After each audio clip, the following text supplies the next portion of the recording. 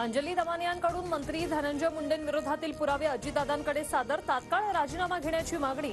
अजितदादा उद्या मुख्यमंत्र्यांची चर्चा करणार, दमानियांची माहिती।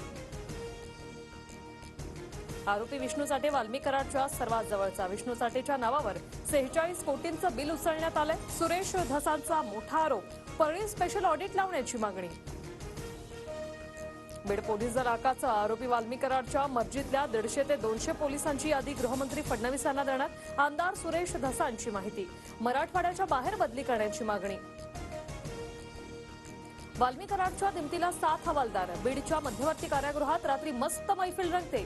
जितेंद्र आव्हाडांचा ट्विट करत खळबळजनक आरोप।